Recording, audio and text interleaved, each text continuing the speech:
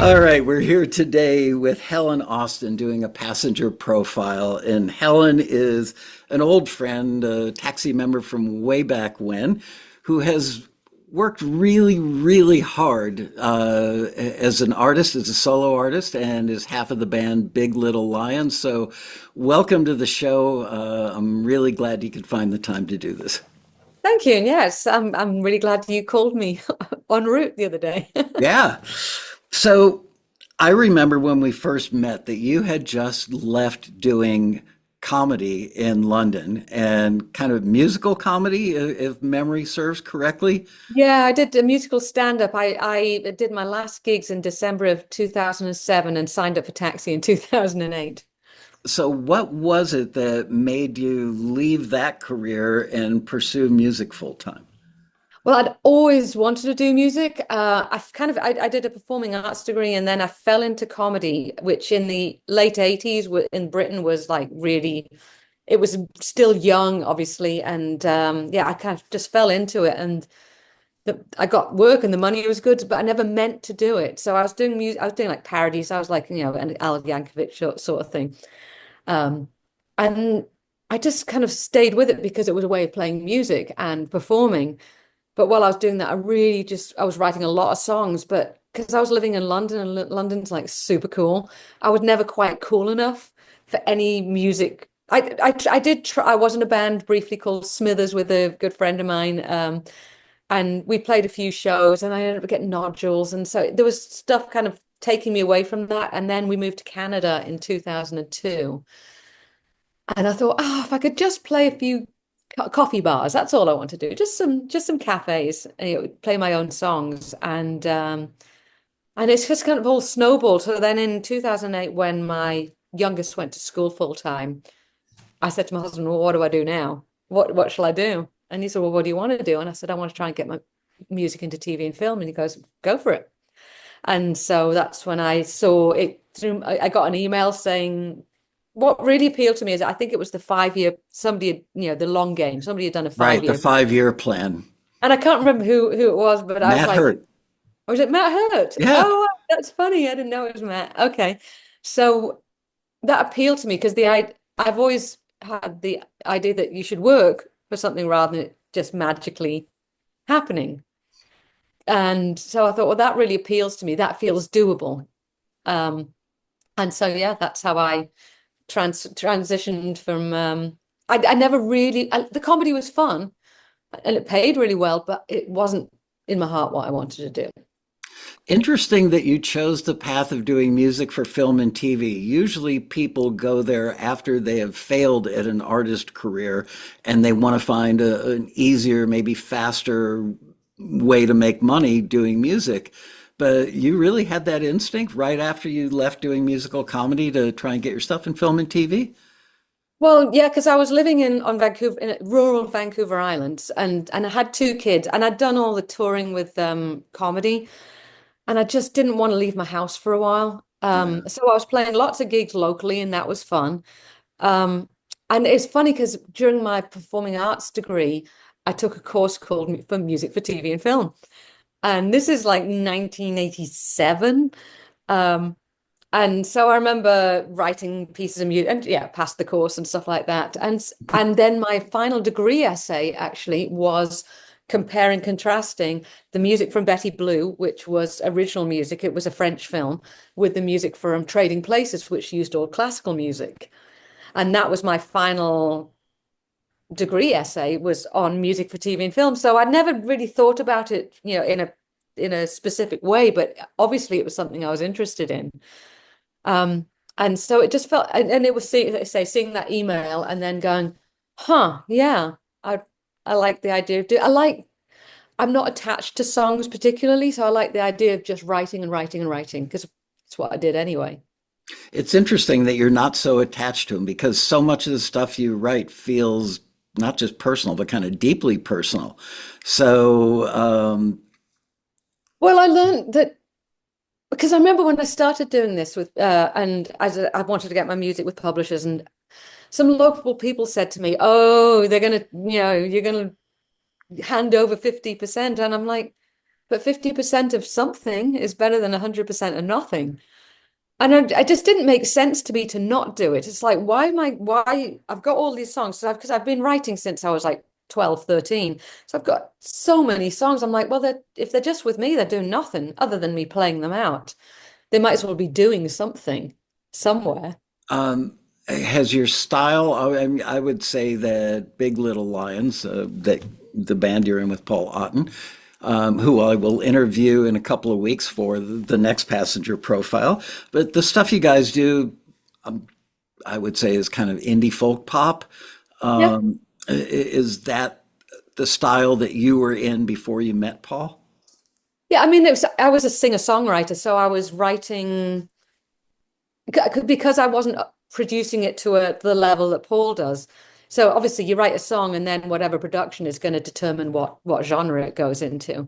So I was writing singer-songwriter songs, guitar, vocal. And then when I was doing it on my own, it was when glockenspiel and ukulele was really big, and that's why I Right. ended up getting Happy a bunch of clappy. yeah. So I got a bunch of really good placements in that time, and that style has kind of gone out. I think it's going to come back in again at some point. Um, so that was within my abilities to do that sort of production. And then I met Paul, and now anything I produce, I just go, oh, Paul could do it better. Um, and it's true, he can. So, but yeah, but the music we make is the music that I wanted to be able to make.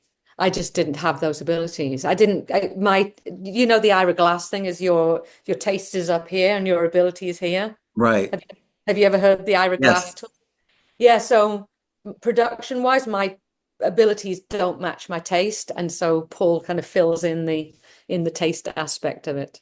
Um, I remember the first time I met you was at a Taxi Road rally, probably 2008, 2009. You were a fairly new Right, member. 2010, that was my first one. Okay, so I remember exactly where I first spoke to you, oddly enough, and I'm not stalking you or anything, but you had just walked out of the elevator on the second floor and you were going to a classroom or something, and I stopped you and we just had a brief little conversation. But Yeah. I knew who you were because your music had been forwarded, and we do staff get-togethers. We all share stuff that's getting forwarded, members that should be on our radar, and you were on our radar already. And I remember getting to know Paul around the same time. But before that road rally ever happened, I planned to do a showcase, a private showcase for some music library people, a couple of record label people up in the presidential suite at the Westin LAX. And I put you and Paul on the list to play. And I remember feeling sneaky, but in a good way, thinking if they're in the same room together, maybe they'll, pair up and start because the the retired engineer producer in me can hear like Sesame Street. Do these two things go together? You Yes. guys seemed like you would go together, and so I'm happy to see that your two That was styles have worked so well. that was so funny because we're all like, we're going up to a hope. What's going on? It all felt very secretive. It was kind of cool because we were like, oh, what's this that's going on?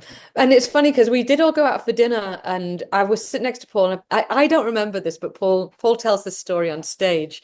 He said she turned to me and she goes, I don't collaborate. And he goes, okay. Because I'd had a bad experience collaborating with someone, not from Taxi. It was, I don't even know how I found him. And it just wasn't fun at all. In fact, I wrote a song about hating it so much because I called One Eye on the Door because I just couldn't stand the process with him.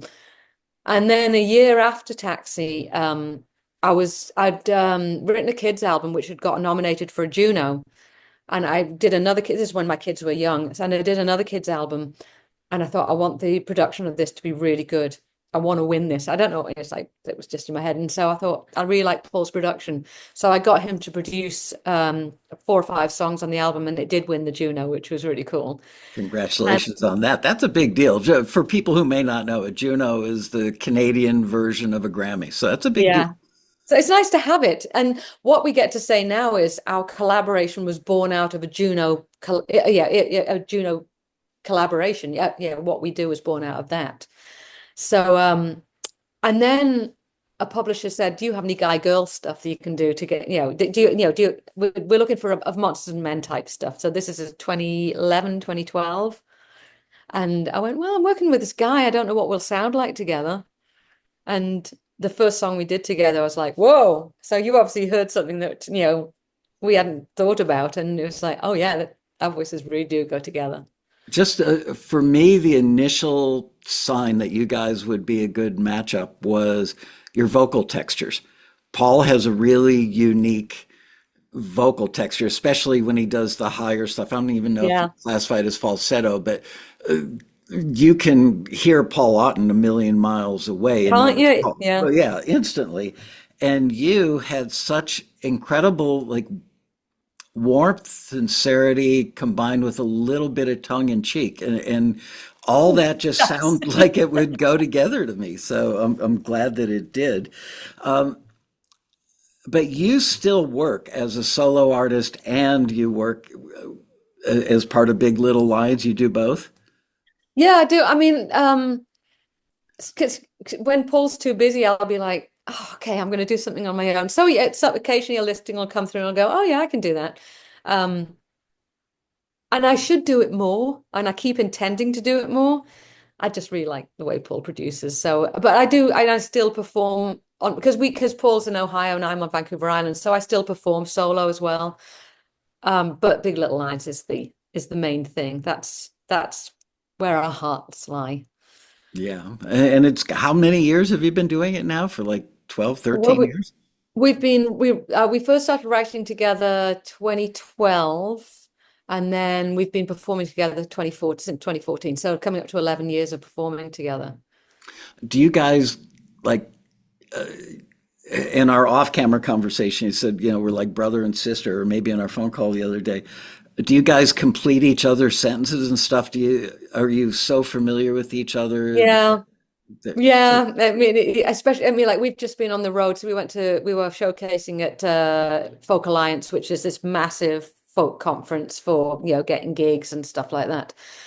And so we spent 12 hours driving there. Doing the conference is insane. It's like the road rally. It's just so many people. yeah. And, and then we did a 12-hour drive back last night. And yeah, by by the end of that, there's no point in even speaking because, Who spends 12 hours in a car? Maybe an 18-year-old driving home from college to see the parents at Christmas time, but 12 hours, they do well, have this thing. 13, yeah, it was th 13, 13? yes. Because we wanted to, once we were done the conference, we just wanted to get back here because I always fly into Ohio first because I'm good friends with Paul's wife. So we just both wanted to get home to Jenny. Jenny is the glue to our, to our Interesting. band. We both love Jenny. And if I remember correctly, Paul was still single when I met him and was not having great luck finding his life No. mate.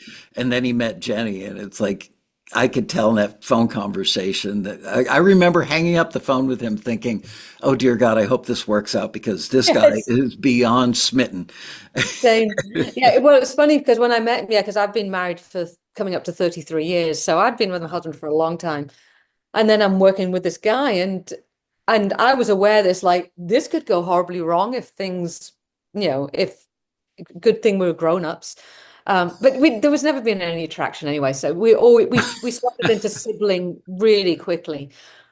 But but it's weird because you have to have very strong partners. If you're male female and you're both heterosexual, then it's you've got to have very strong partners who aren't threatened by it at all. And we are so lucky to have Trevor and Jenny as these. They are so encouraging. In fact, if I'm annoyed if Paul and I aren't getting, we argue like siblings, and Jenny will be like, "No, I want you to get on." I'm like, that's so weird.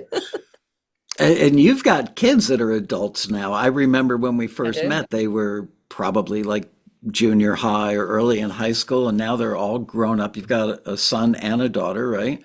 Yeah, my daughter's 27 and her and her husband just built a house on our land. So we live like, which because nobody can afford to buy anything anymore. So we had 2 acres. So we said, just build there.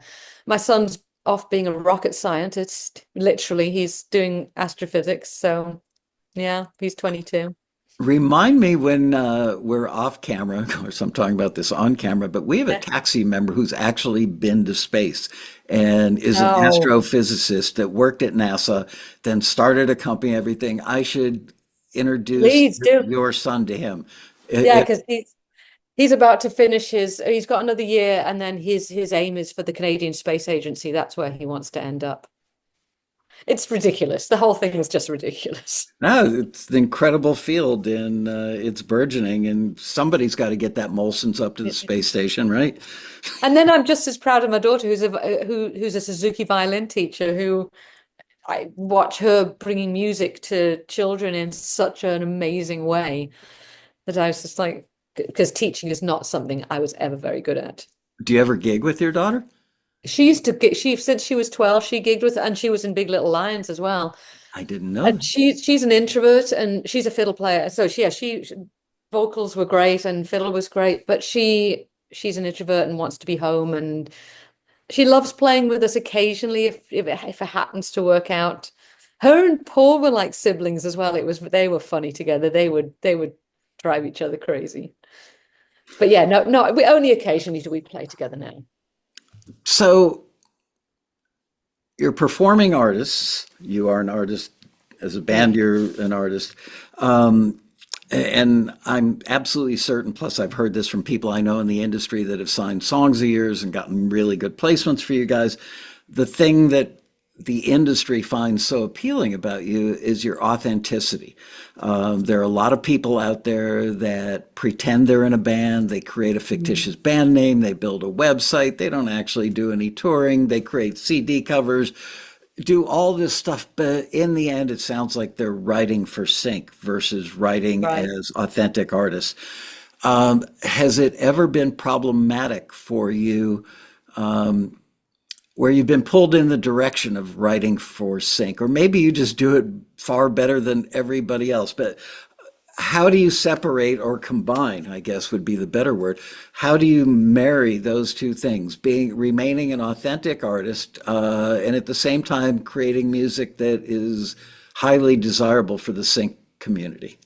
Well, it's funny because we did start life because we were just writing partners, and then the publisher we were with said you need a band name. So we actually did start. I've never really thought about this before. We did start as writing partners who needed to be a band, and so that's why 'cause people always ask us on stage, "How did you come up with a name?" It's like we have no idea. It's in an email somewhere. We think Big Little because he's tall and I'm short, but we've lost the email. So it was that, and it was only when Paul said, let's try and gig this. We've written all this music. We wrote so much music in the first year and a half of writing together. It's like we were both performers. We've both done a ton of performing over the years. So we did start off as kind of, I guess, as disingenuous as a Okay. fictitious band. And I always say that Big Little Lions was a train that kind of got on the Big Little Lions train, and just went with it and wherever it took us. And I think that's where the authenticity comes in, because we just kept saying yes to the things that make sense. So he comes to my house, we gig a bit, and we go, and then I go to his and we gig a bit, and we're like, okay, this is cool. Let's keep doing it. Never imagining that we'd play Mariposa Folk Festival, or all the folk festivals we played and the folk clubs we played, and Canada actually pays artists money, which is really Right. nice. Yeah, because Paul had never even experienced that side of things, because I think in the States, I don't think the festivals pay quite the same in like they do in Canada, because they have a lot more grants. Um, so the author, I think we're just, neither of us can be anything other than who we are. I think it's just in our DNA. Neither of us is trying to be authentic. I think that goes against being authentic, though, doesn't Right. it? Definitely the antithesis of being authentic is trying to I've be I, authentic. I've always been acutely aware that I can't be anything other than who I am, and which I've always sometimes railed against, because you think you should be somebody else, but whoever I am just comes through, and whether it's good or bad, it's just there. There's nothing I can do about it. Does it affect your lyric writing when you're working on a lyric? Do you ever think, "Oh no, that's too much of an inside joke or too many visual details where you're talking about, the chair in the room or the smoke in the bar or, New York City, any of the things that might make something less desirable for a library owner or music supervisor? Or do you just write what you write and they love it or they don't? Well, it depends. It depends what we are writing for, because we used to just write, with sync in mind. We always had sync in mind, and then it got to a point where it was a bit too generic, especially within the folk world. We found ourselves in the folk world where they want more of a story. So sometimes now we write just knowing it's not going to be good for sync because it's something we want to write about. We still get pulled back to the generalization, no places, no names, because that's just what we've been trained to do. And like there's a song that we put out last year called Love Is, which was about I married my husband after 3 months of meeting him because he needed to stay he's Canadian. He needed to stay in England. We'd been dating 3 weeks. I said, I'll marry you. So we got married. Um, and Well, glad it worked out. I know, and because we always knew that a divorce was an option if we needed it, and so we just kept like Big Little Lies. We just kept going, and if it made sense. So I wrote a song, and that's got dates and names and places all over it, knowing it will never be a sync song. Have you So, ever been surprised and written something that had a lot of those details and ended up getting synced regardless? oh, I don't know. No, I think most of the sync stuff, I think, yeah, is I think it would have to be such a specific thing. No, I don't think we've ever had anything placed that has. We don't write a lot of those. I mean, that one I was just like, this is the story of my relationship with my husband. So, it talks about 92 Right. and the spring and 30 years ago and so yeah. And it's fun to write one of those occasionally. Um, so many people believe that success on the level that you guys have had it is either a matter, well, often a matter of luck. I have always contended that the people who are successful in the new paradigm of the music industry, which has a lot to do with social media, is very Yeah. much like the old paradigm in the 70s or 80s, where it takes a ridiculous amount of hard work that the public doesn't see. And Yeah. people still cling to that old paradigm. If I just write three great songs, somebody at a label will hear it. They'll think I'm a genius. They'll give me a briefcase full of money and a private jet, and everything will just be hunky dory. Whereas the bands that I saw that were successful in the 70s, 80s, and early 90s were out there humping it. They were doing 3 or 4 gigs a week. They would arrive in the town they were going to gig in the day before and reach out to tiny little radio stations and do interviews, put posters up on telephone poles, which I'm guessing people don't really do anymore because of No, I think social they media. still do. Right. Oh, they do or they don't do? Yeah. Yeah. Wow. Around town where I am. Yeah. There's still posters being put up.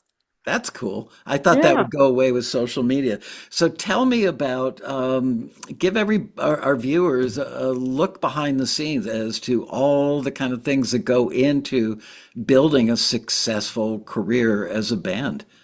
Like, Well, I mean, I can't remember who said it, but it was like you need to be prepared for the luck. So some luck is involved somewhere, but you need to be prepared for when the luck happens.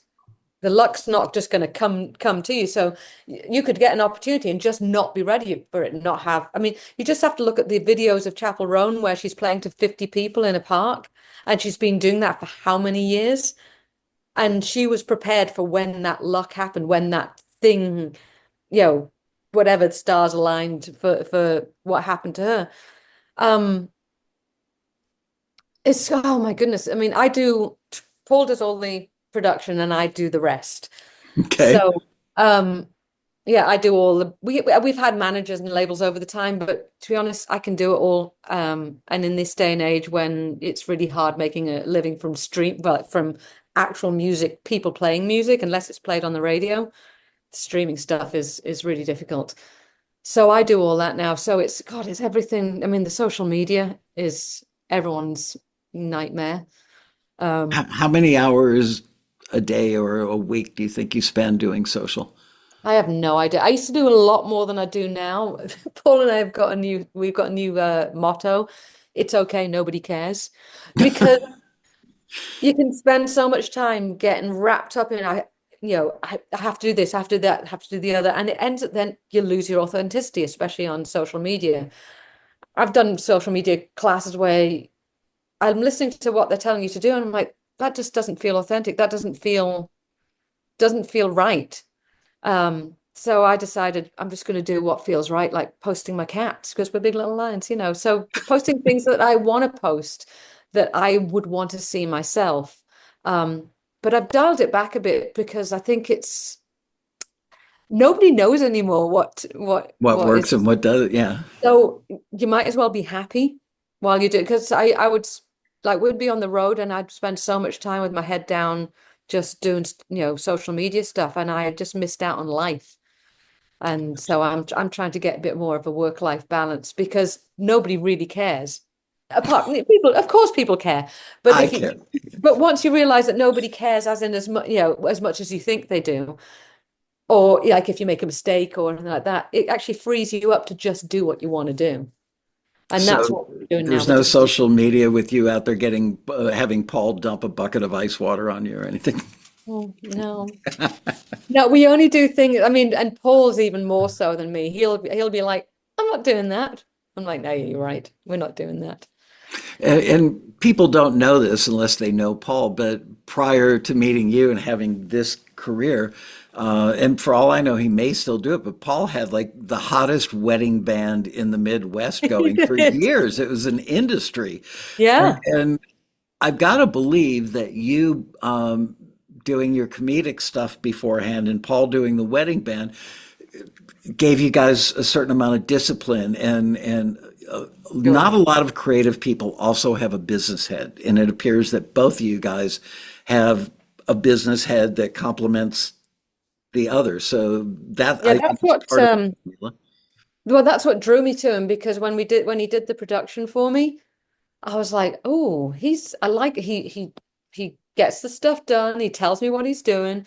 It's on, and I'm like, oh, this is nice. There was no flakiness to him whatsoever. And I've got a really strong work ethic. You've got to work hard. I mean, yeah, you just because years in comedy of it's before phones. You're on the phone. You're booking gigs. You're calling somebody 20 times so they'll pick up so you can book a comedy gig. So we both had a good work ethic and we knew just we had to, just put the work in to get what you wanted. So we both, we're not shy of working hard. In fact, it feels good to work hard. If I don't work hard, it doesn't feel right. Yeah. Although my daughter's always saying, Mum, that's capitalism. And you also need to take a break. I'm like, okay, you're right. Yeah. Hey, you've got to have a roof over your head, food on the table. Yeah, well, And I am very lucky that I'm married to someone with a normal job, so I'm so grateful for that.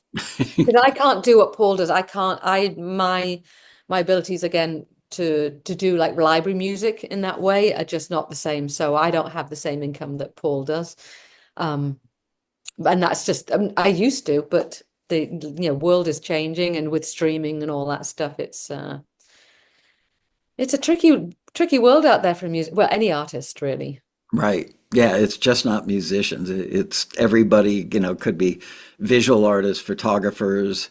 The rules are very much the same for all the people think, oh, I can just go out with my iPhone, shoot a bunch of pictures, put them up on iStock Photo, and I'll make an extra $2,000 a month. Well, Yeah. maybe you can if you take the right kind of photos and have the right kind of people in them and you do the right kind of tagging on them and keep Yeah. doing it over and over. There's a work ethic involved. Yeah.